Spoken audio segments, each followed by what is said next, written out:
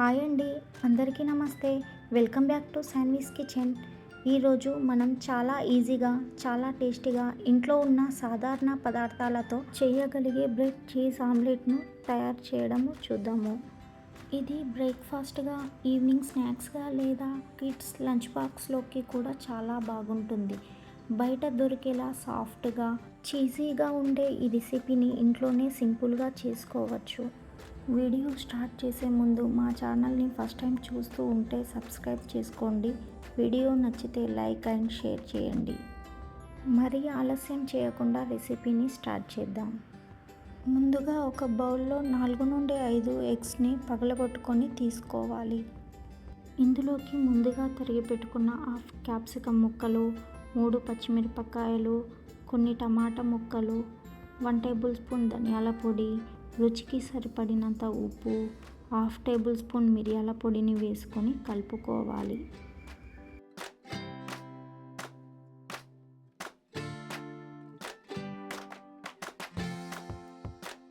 ఇప్పుడు ఒక ప్యాన్ పెట్టుకొని స్టవ్ ఆన్ చేసుకోవాలి.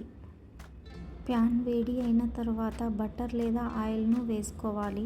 బటర్ వేస్తే టేస్ట్ అన్నది చాలా బాగుంటుంది. ఇప్పుడు మధ్యలో హోల్ చేసిన 2 బ్రెడ్ స్లైస్లను తీసుకొని ప్యాన్ పైన పెట్టుకోవాలి. ఈ బ్రెడ్స్ హోల్స్లలో అలాగే సైడ్లకు ఎగ్ మిశ్రమాన్ని పోసుకోవాలి.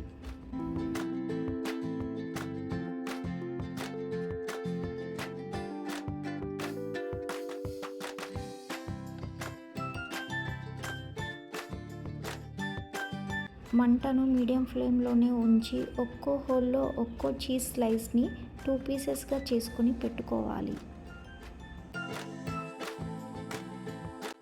ఇప్పుడు రౌండ్గా కట్ చేసుకున్న బ్రెడ్ ముక్కలను హోల్స్ పైన ఒక్కొక్కటి ప్రెస్ చేస్తూ పెట్టుకోవాలి.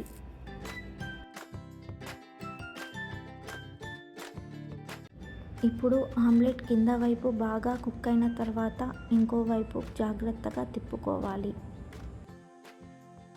చీజ్ అనేది మెల్ట్ అయితే టేస్ట్ అన్నది చాలా బాగుంటుంది. చీజ్ను ఇంకా ఎక్కువ వేసుకుంటే మరింత టేస్టీగా ఉంటుంది. ఇప్పుడు ఆమ్లెట్ని హాఫ్గా ఫోల్డ్ చేసుకోవాలి.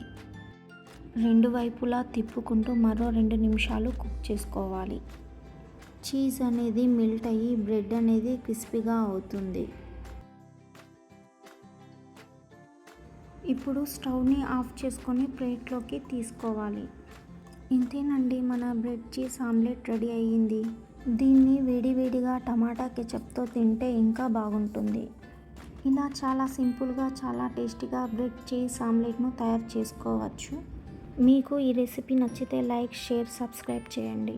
ఇంకా ఇలాంటి టేస్టీ రెసిపీస్ కోసం శాన్వీస్ కిచెన్ని సపోర్ట్ చేయండి. మళ్ళీ కొత్త రెసిపీతో మళ్ళీ కలుద్దాం.